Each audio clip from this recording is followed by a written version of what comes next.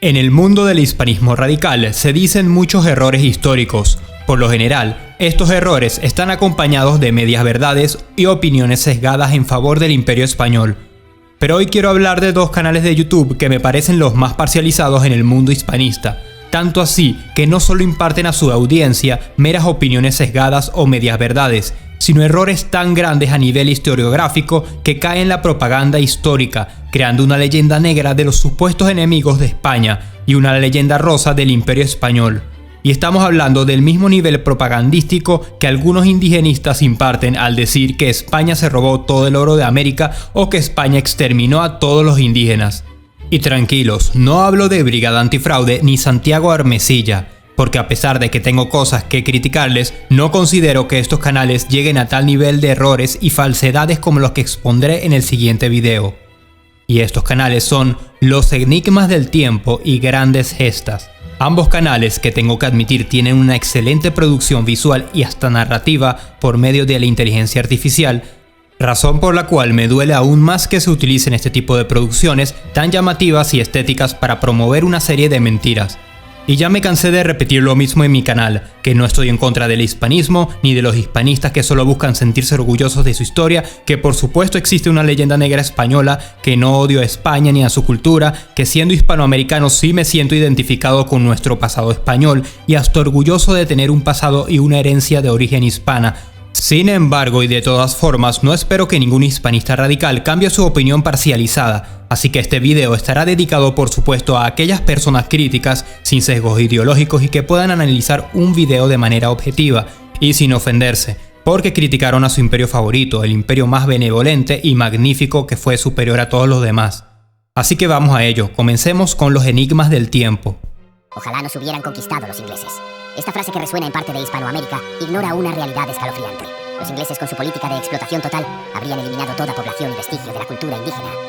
Empecemos por lo primero, la idea de que 200.000 a 300.000 ingleses, que fue la cantidad máxima de británicos en las colonias inglesas en América hasta el siglo XVIII antes de la independencia de Estados Unidos, pudieron haber exterminado a 11 millones de indígenas es simplemente ridículo. Y es que hasta para España se necesitó de la alianza con otros pueblos indígenas para llevar a cabo la conquista. Y en segundo lugar, en mi video sobre la colonización anglosajona, ya desmontamos la idea de que los ingleses llevaron a cabo una política de exterminio y de explotación total de los indígenas. Los ingleses, al igual que los españoles, realizaron alianzas con grupos indígenas del norte, lucharon con otros grupos y realizaron trueques, hicieron guerras con unos, realizaron tratados de paz con otros y llegaron a hacer tratados de proteccionismo con pueblos como el Mosquito, con la gran diferencia a la corona española de que no hicieron leyes de protección a todos los indígenas vasallos, ni guerra justa a quienes no aceptaran ser vasallos, ni políticas de mestizaje,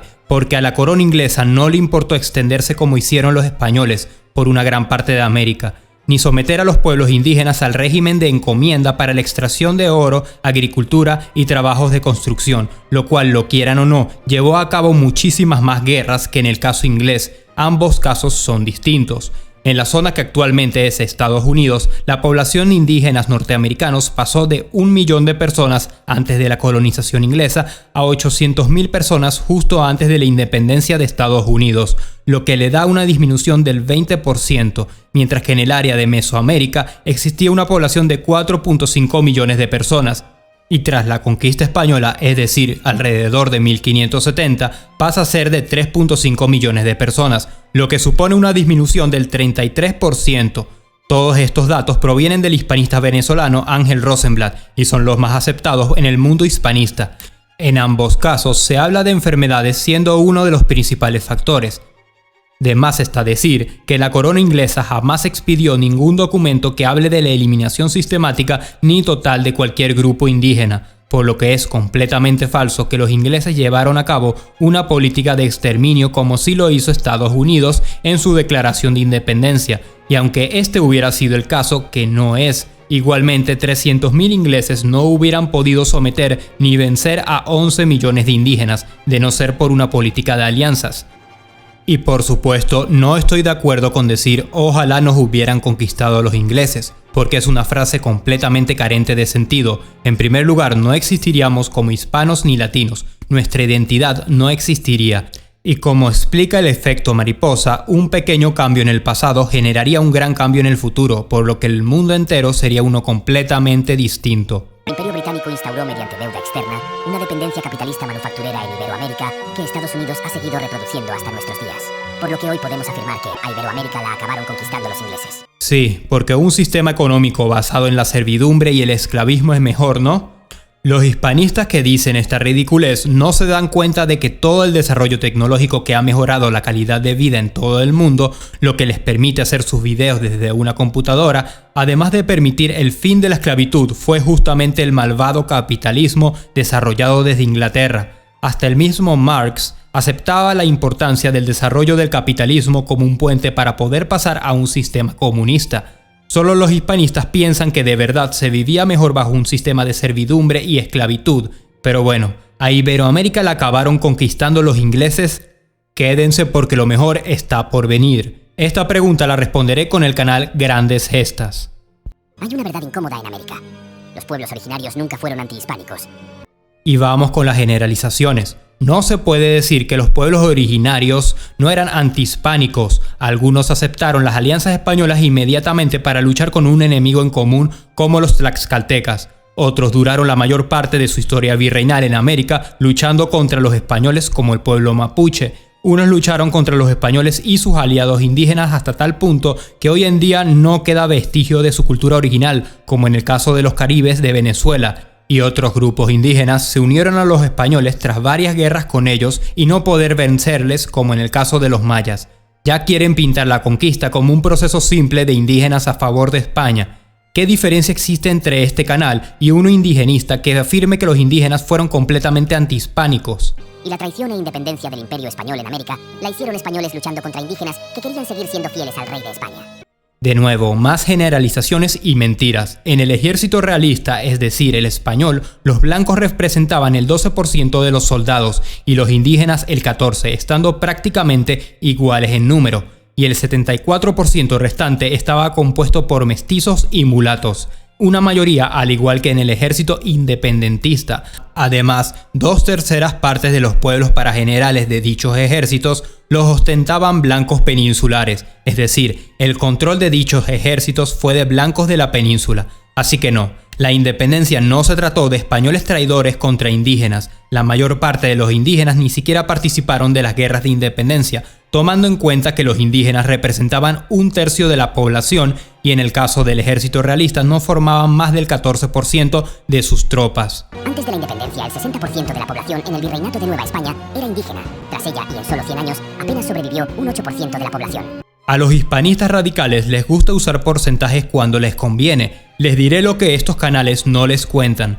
Sí, la población indígena en Nueva España era del 60% y hoy en día se sitúan en México entre el 8 y el 9%. Sin embargo, para el último momento del virreinato novohispano existían 3.7 millones de indígenas y actualmente existen 11.8 millones de indígenas, es decir, se multiplicaron casi 3 veces. Estos canales hispanistas mienten sin vergüenza alguna y ocultan que la disminución en porcentaje se da por un mayor nivel de mestizaje y por la entrada de inmigrantes de otras etnias y nacionalidades en todo el tiempo que pasó desde la independencia hasta la actualidad, no por el exterminio. Todo legitimado bajo el infame Decreto de Guerra a Muerte, donde Bolívar sentenció a muerte a todo español y ordenó que cada habitante era un enemigo. Decretos tan aterradores como el firmado en Venezuela por Nicolás Briceño. No, Bolívar jamás sentenció a muerte a todo español. El decreto de guerra a muerte es claro y dice que se le dará exterminio a todo español que no luche activamente por la causa independentista y fue redactada por y tras las sentencias de muerte que el realista Domingo Monteverde realizaba a los independentistas capturados en guerra. Y la mención de Nicolás Briceño demuestra la falta de conocimiento que tienen estos hispanistas. Briceño, quien por supuesto fue un desquiciado que quería el exterminio total de los peninsulares sin contemplación en América, con el convenio de Cartagena, no logró llevar a cabo su plan porque Bolívar aceptó dicho convenio con la condición de no exterminar a todos los españoles y únicamente hacerlo con aquellos que se encuentren con armas entre las manos y los demás que parezcan inocentes seguirán con el ejército para vigilar sus operaciones. Con lo cual sale el decreto de guerra a muerte, y no se trata de exterminar a cualquier civil inocente deliberadamente. Pero esto no lo menciona ningún hispanista. Ahora vamos con el canal Grandes Gestas, que tiene errores a mi parecer mucho peores. Ahora pregúntate por qué, siendo parte de España, los indígenas eran el 60% de México y hoy no llegan al 2%.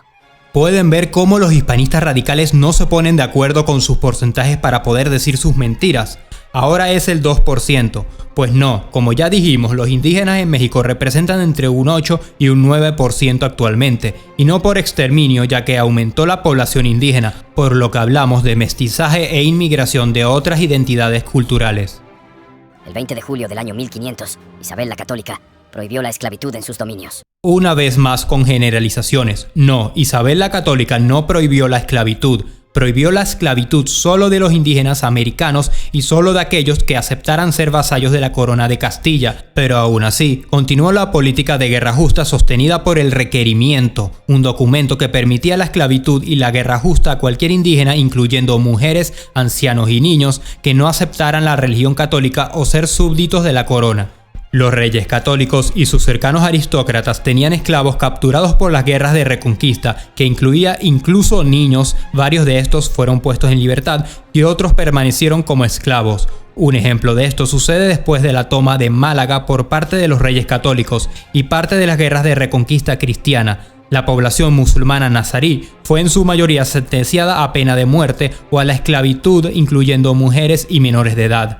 No fue sino hasta las ordenanzas del rey Carlos I en 1526 que se prohibió definitivamente la esclavitud indígena, incluso para aquellos indígenas que no fueran vasallos de la corona, aunque de igual forma esta ley fue flexibilizada varias veces durante la época de la conquista, con otras leyes como la de Felipe II, que aceptaba la esclavitud de caribes por guerra justa en 1569. No podemos olvidar que Bolívar puso de moda la expresión pasar a papayo, que consistía en capturar a personas y obligarlos a decir Francisco, y el que lo dijera con acento español era fusilado en un árbol de papayo. Solo a un verdadero tonto se le ocurriría creer este ridículo rumor, que no está basado en ningún documento histórico ni mencionado por ningún historiador de importancia. Y aún más ridículo es colocarlo en un video informativo.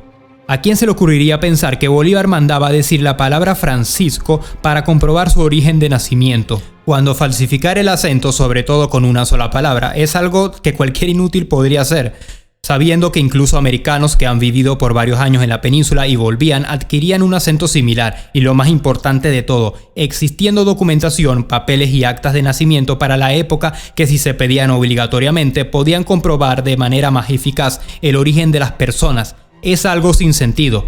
De todas formas, y como ya hablamos, a Bolívar ni le interesó ni aplicó una política de exterminio a cualquier español, reservando la guerra a muerte y los fusilamientos a los prisioneros que participaron en guerras con armas en la mano, exceptuando un caso particular donde una población sí fue víctima de ataques, así no tuvieran armas en la mano, y hablamos de la terrible masacre en Pasto. Un hecho tan lamentable que incluso el general británico de las fuerzas patriotas, Daniel O'Leary, y otras personas cercanas a Bolívar lamentaron la acción del ejército patriota ese día. Sin embargo, esto no fue exclusivo del ejército independentista, pues el ejército español realista también cometió no una, sino varias veces masacres en pueblos contra civiles inocentes, como la masacre de Ocumare, la masacre del pueblo Cangallo después de que los mestizos morocuchos lucharan por la independencia del Perú junto a San Martín, y el segundo asedio de Valencia. Al final de su vida, Bolívar lamentó las consecuencias de sus decisiones, reconociendo el peso de la deuda y la subordinación que impuso a las naciones hispanas. Si bien la carta privada que envió Bolívar al general Juan José Flores el 10 de septiembre de 1830, donde menciona: "El que sirve a una revolución ara en el mar, demuestra frustración y arrepentimiento por haber luchado en vano", jamás Bolívar menciona que su lucha fue un error por haberse independizado de España, ni por las deudas contraídas por la ayuda inglesa, ni por sus decisiones políticas. En dicha carta, Bolívar culpa de toda la inestabilidad política con la que habían nacido las naciones independientes al pueblo de odiarse los unos a los otros, de sentirse como diferentes y de armarse luchando los unos a los otros, creando así caudillismo y guerras. Bolívar no se arrepintió por su lucha, y esta es una de las mentiras más repetidas por los hispanistas que tratan de interpretar esta carta como a ellos más le conviene. Algo que este canal ni ningún otro hispanista va a mencionar es que en su última proclama pública, el mismo día que escribió su testamento, el 10 de diciembre de 1830, Bolívar da un último vestigio de fe, convocando a los colombianos, es decir, los gran colombianos, que se vuelvan a unir como una sola nación y que dejen las diferencias que habían creado en América caudillos y guerras, esto en favor de la unión de los colombianos. Colombianos, mis últimos votos son por la felicidad de la patria. Si mi muerte contribuye para que cesen los partidos y se consolide la unión, yo bajaré tranquilo al sepulcro.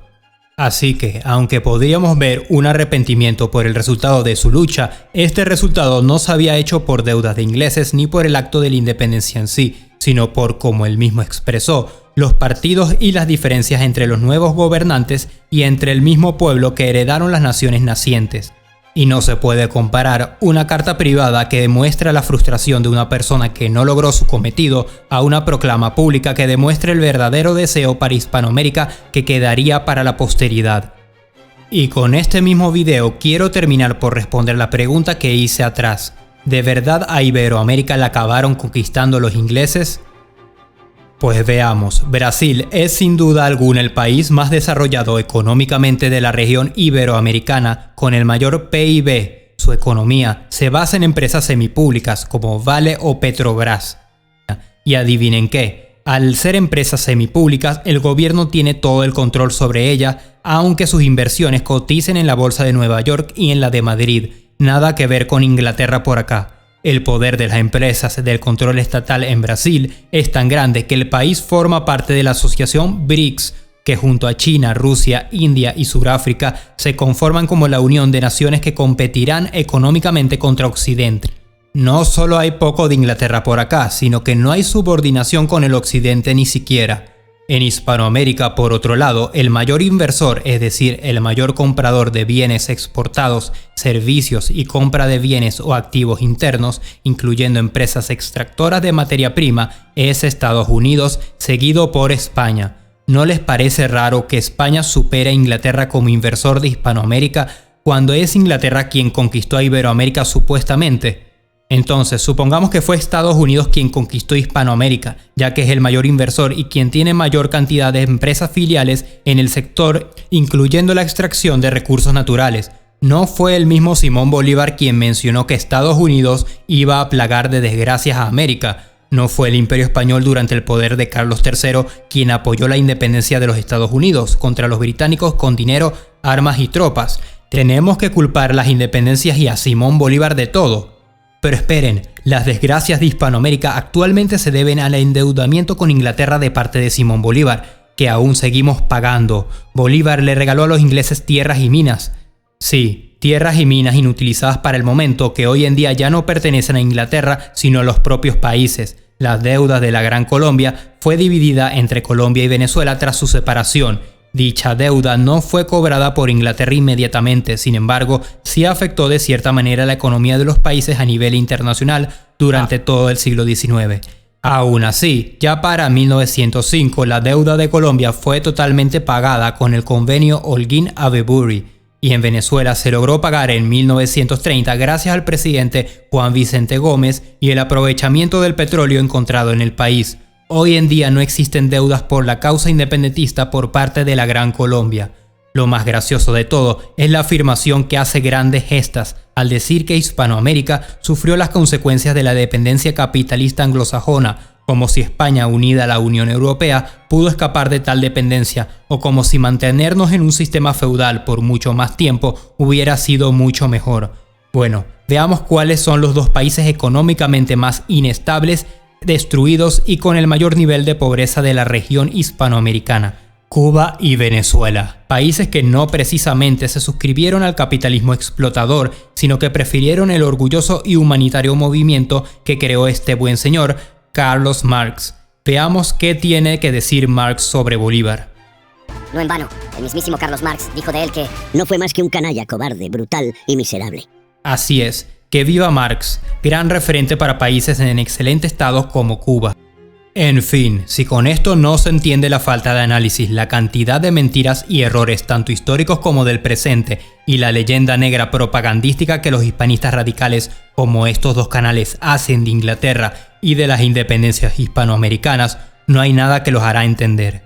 Como siempre, gracias por ver este video. Si te gustó, no olvides darle like y suscribirte, siempre agradeciendo tu apoyo. Y como siempre, comenta abajo tu opinión.